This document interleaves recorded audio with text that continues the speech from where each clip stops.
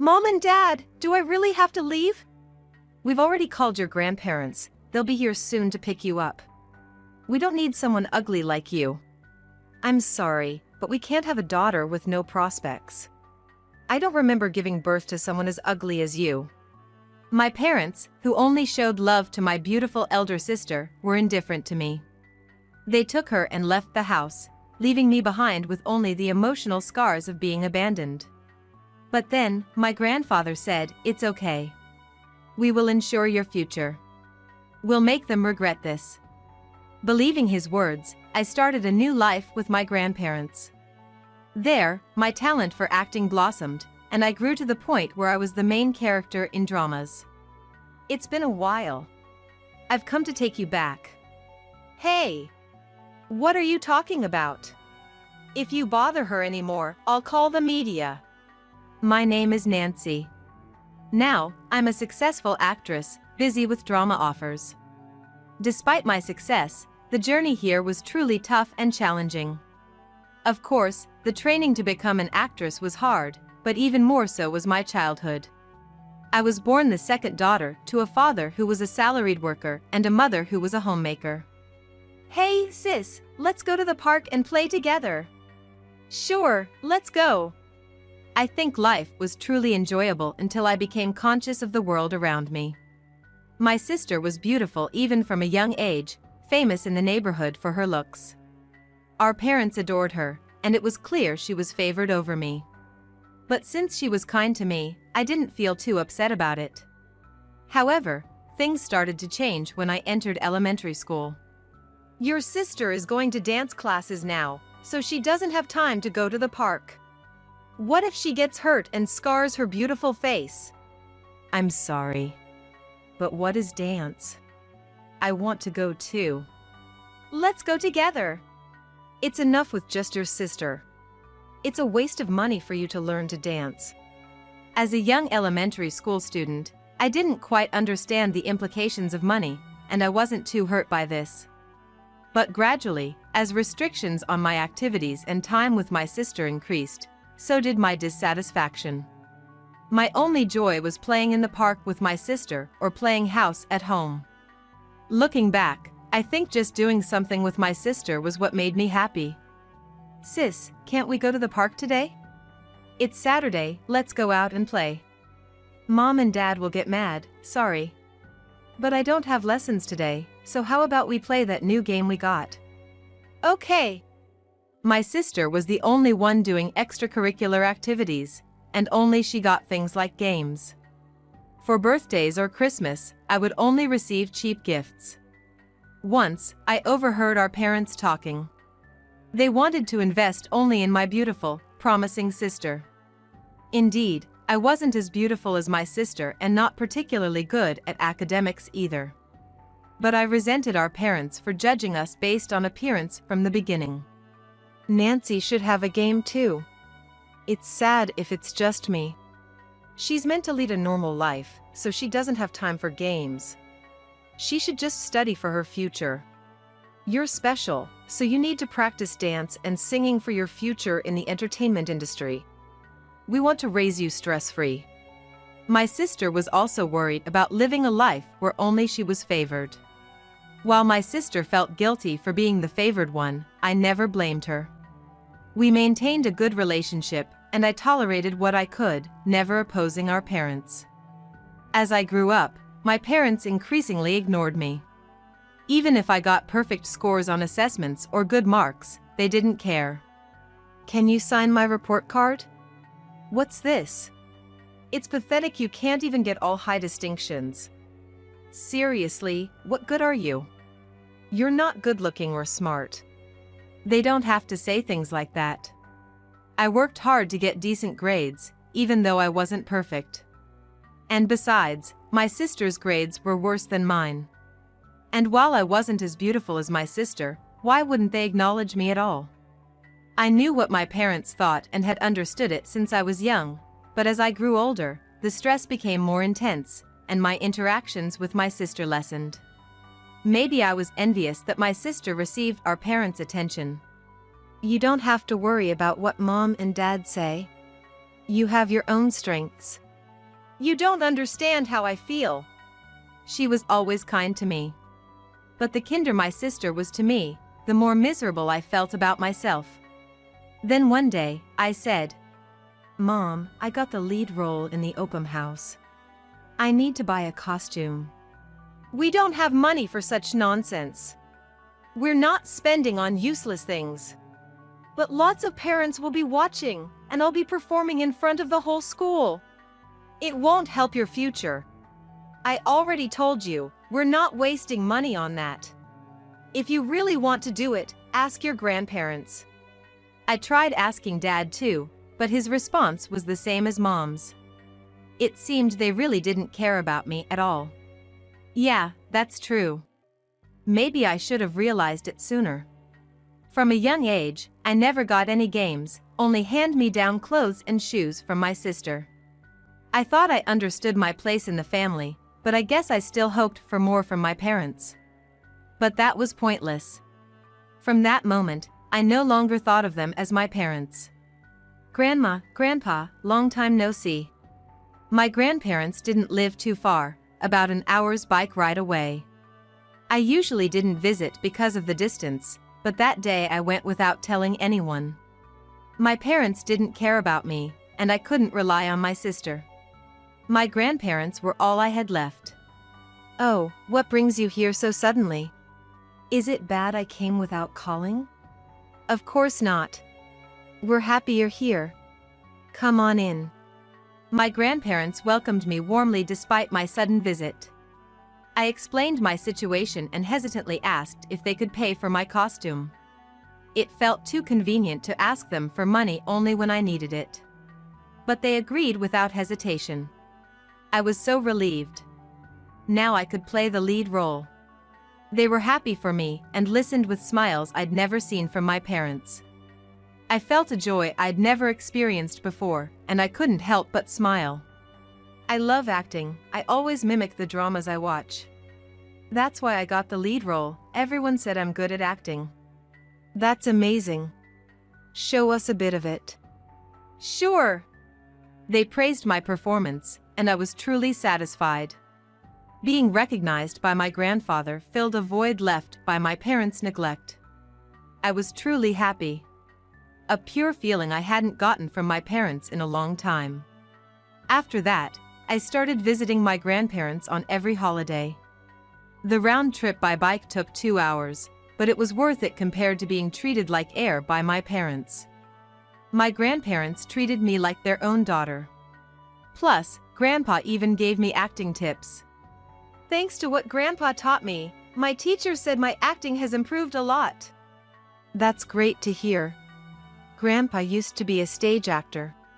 He mainly performed on stage, never in dramas or movies, but he had a wealth of acting experience. His guidance greatly improved my performance, and I even received a standing ovation at the school event. Grandma, Grandpa, did you see? I did it. I whispered to myself, filled with happiness and gratitude towards my grandfather. But there was a tinge of regret that my parents weren't there to see it. I didn't expect anything from my parents, nor did I want them to come. But I had my grandparents and acting. Would you like to join a local children's play about folk tales? Grandpa asked. He got me involved in local plays, something my parents never did. I felt like I mattered when I was with them. A feeling that began to grow. Being with my grandfather fills my heart. My parents were too busy coddling my growing sister to notice me. One day, when I was in my first year of middle school, I came home late. I'm home. You're late. Sit down, we have something important to discuss. It was unusual for them to even acknowledge my return. Well, they didn't even greet me back today. But what could this important matter be? Unlike my sister who went to a private school, I was made to attend a public school without question. I wasn't even allowed to participate in extracurricular activities, so I can't imagine what this important talk could be about. I sat in the living room as I was told. What's the discussion about? You're going to live with your grandparents from now on. We know you go there every break. What? We're moving near a talent agency for your sister, and we can't waste money on you anymore. This was absurd. It was nothing short of parental neglect. I knew they barely showed me love, but they still had a responsibility as parents. Pushing it all onto my grandparents was too much. Of course, I'd rather live with my grandparents than with them. But they were important to me, and I didn't want to burden them. That's going to be a burden on Grandma and Grandpa. I'm not even asking for much. It's decided. They'll be happy to have you. But we're moving this Saturday. Pack your stuff. Having said that, my father returned to his own room. Dad left after saying that, not even letting me finish. It was clear he meant it. They had no intention of raising me anymore. It was like being discarded. Despite knowing they didn't need me, this hurt me deeply. How could they be so cruel? But I couldn't understand their feelings. And then the day came. Mom, Dad, do I really have to leave? We called your grandparents. They'll be here soon. We don't need an ugly girl like you. I'm sorry, but a daughter with no prospects is useless. I don't remember giving birth to someone ugly like you. My sister looked down until the very end, but my parents said this with a grin. My already hurt heart was beyond repair, but they didn't notice and left. Left alone in front of the house, I struggled to accept reality. It's okay. I have my grandparents. I tried to reassure myself, but the pain didn't fade. Thankfully, they arrived soon by car. As soon as I saw them, I couldn't hold back my tears anymore. Mom and Dad hate me. They said they have no use for an ugly girl. Mom said she doesn't remember giving birth to me. It's okay. We're here for you. Those people aren't your family. You're our precious daughter. Forget about them. They took me home and told me they'd been asked to take care of me that morning. They couldn't contact my parents now and didn't know where they moved. But they decided to cut ties with them. That's right. They discarded me. They're no longer my family. I'll enjoy my new life with my grandparents in my own way. To keep my sanity, I kept telling myself that everything would be okay, and so began my life with my grandparents. Grandma, Grandpa, I got the lead role again. The first days were emotionally unstable, but the unconditional love from my grandparents gradually healed me.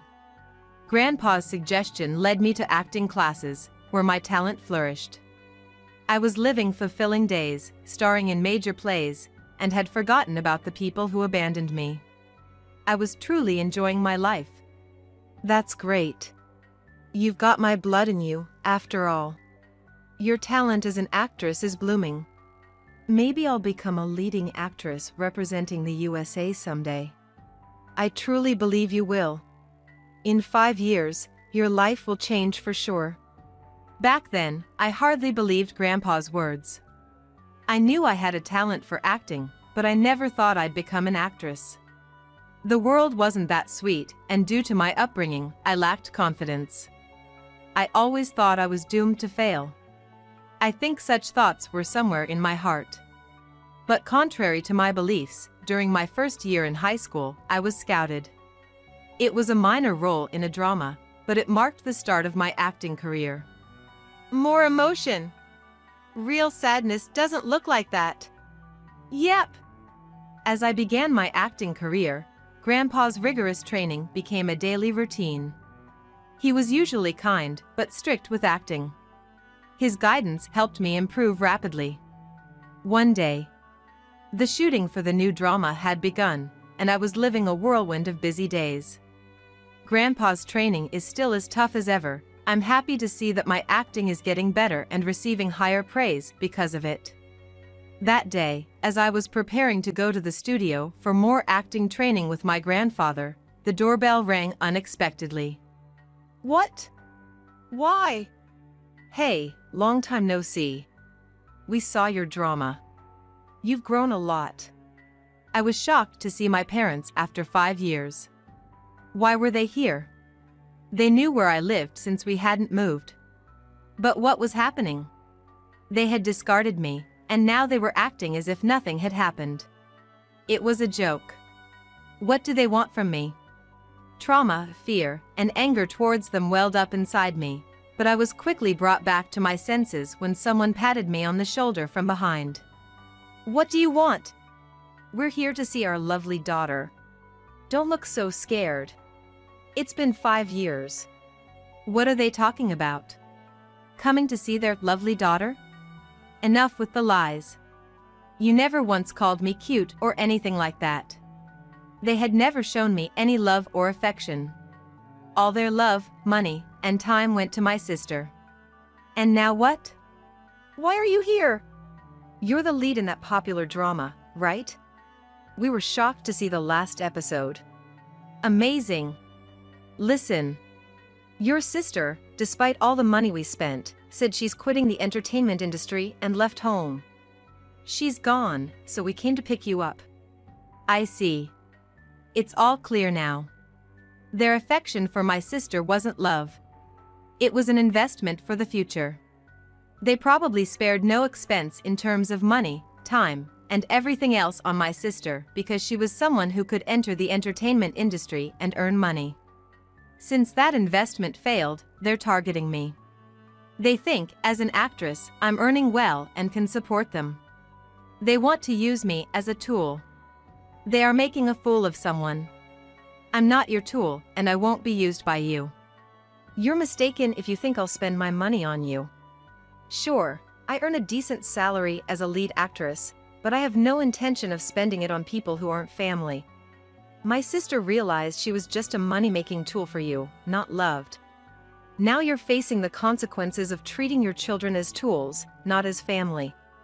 From a young age, I never defied my parents and accepted the disparity between my sister and me. I guess to them, I was a convenient presence who complied with everything. That's probably why they think they can use me now, without any apology. But they're wrong if they think I haven't changed in these past 5 years. Hold on. I raised you. How could you say such awful things to your own mother? Our upbringing is why your acting talent blossomed. Enough joking. How can you even talk to someone you discarded like that? If you come any closer, I'll call the media. I'll expose everything you two have done, and you'll be finished in society. Disappear if you don't want that." Grandpa said this, and my parents fled, their faces pale. I never expected to meet them again like this. But I could express my feelings now, thanks to the love and openness my grandparents provided. I was grateful to them again and glad that I could finally sever ties with my parents. Then, I focused on my drama, which eventually became a huge hit in the USA, making me a famous actress. My grandparents were genuinely happy for me. "Congratulations. It was a great show." "Thanks. It's all thanks to you, Grandma and Grandpa." "It's all your effort. You make us proud." Even after the drama, my busy schedule left no time for a vacation. I had planned to take my grandparents on a trip, but it seemed impossible for now. However, I decided to express my gratitude through my continued success as an actress. There was also some progress with my family. My sister, who had always been by my side, contacted Grandpa, wanting to talk to me. I wondered what she was doing now. When I heard about my sister from my grandparents, that thought suddenly crossed my mind. Last I heard, she supported me until the end, even when I pushed her away. I owed her an apology, so I agreed to meet her. "Long time no see. How have you been?" "Good. And you, sis?" She had lost weight and wasn't living well. I heard that after moving, the excessive pressure from our parents had driven her to a breakdown. She eventually fled and now worked as an office clerk at a small company, struggling to repay the debts our parents accrued investing in her. They probably approached me expecting financial support, seeing my success. "That's tough, sis. You've had a hard life too. It's nothing compared to you. But I'm happy to see my little sister succeed. Keep it up as an actress." I'll always support you." Her words brought me to tears. I pushed away my sister once, who had always been kind to me. Despite her own hardships, she still called me her lovely little sister. Currently, I am able to earn more money than my sister, and I could help her financially. But that wasn't the right thing to do. She had escaped our toxic parents and was living independently. My role was to support that. "If you ever need help, let me know. I'm here for you." "Thanks. But I'm content with my life now. You don't need to worry about me. If those parents ever find out where you are and do something, make sure to contact me right away." "Sure." We began keeping in regular contact and met for meals once a month. We shared a bond, having suffered under the same parents. However, we both have continued to suffer at the hands of those parents. We wanted to support each other moving forward. As for my parents, I heard they declared bankruptcy due to their decisions. "What about work?" Dad quit his job around the time I graduated high school, intending to support me. Probably thought he wouldn't need to work once I became famous. "I see. So, they ended up bankrupt. They got what they deserved. They divorced and lived separately, struggling financially. No matter how successful I became, I had no intention of helping them. They reaped what they sowed. Because that's what these two have done for us. I'm still living with my grandparents, enjoying every day. My sister, who was always kind to me. And my grandparents, who always supported me. I cherish these three family members and will continue to be grateful for the rest of my life."